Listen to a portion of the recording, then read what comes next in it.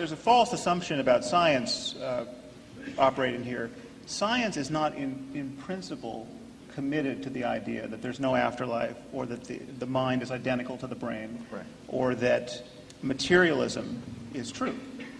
Science is completely open to whatever in fact is true. And if it's true that the consciousness is being run like software on the brain and can, by virtue of ectoplasm or something else we don't understand, can be dissociated from the brain at death, that would be part of our growing scientific understanding of the world if we could discover it. Now, and there are ways we could in fact discover that if it were true. The problem is there are very good reasons to think it's not true.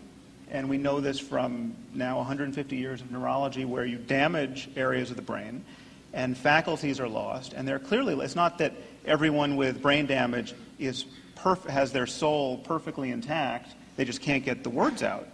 This is everything about your mind can be damaged by damaging the brain. You can cease to recognize faces, you can cease to know the names of animals, but you still know the names of tools. I mean, the fragmentation in the way in which our mind is parcellated at the level of the brain is not at all intuitive, and there's a lot known about it. And what we're being asked to consider is that you damage one part of the brain and the mind, something about the mind and subjectivity is lost. You damage another and yet more is lost.